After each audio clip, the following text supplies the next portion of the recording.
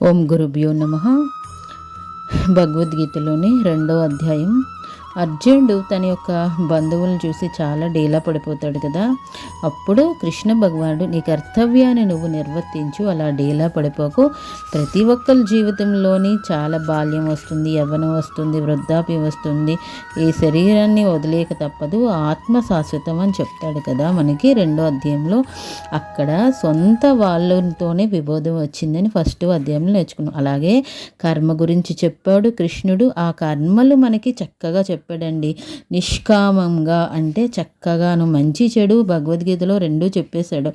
దానివల్ల నిష్కామంగా ఆచరించడం వల్ల కర్మలు మంచిగా మారి మనం యొక్క బుద్ధిని ఉపయోగించడం వల్ల మనసు తర్వాత బుద్ధి ద్వారా మన జ్ఞానం వస్తుంది. దాని ద్వారా ఆలోచన అంతా మారుతుంది. ఇప్పుడు ఉదాహరణకి ఒకే ఒక విషయం అండి. నదులన్నీ కలిసి ఎక్కడికి వెళ్తున్నాయి? సముద్రంలోకే కదా వెళ్తున్నాయి. అలాగే మనం అందరూ కూడా ఇంట్లో ఒక్కొక్క రీతిలో పెరిగాము, పెద్దవాళ్ళు అయ్యాం కదా మనం అందరం. దాని నుంచి మనం ఏది ఎంచుకోవాలి, అక్కడ ఏది మాట్లాడాలి, ఏది మాట్లాడకూడదు అన్నది మనమంతా భగవద్గీతలో తెలుసుకున్నాం. కాబట్టి 2వ అధ్యాయం సింపుల్గా మనకు అర్థం.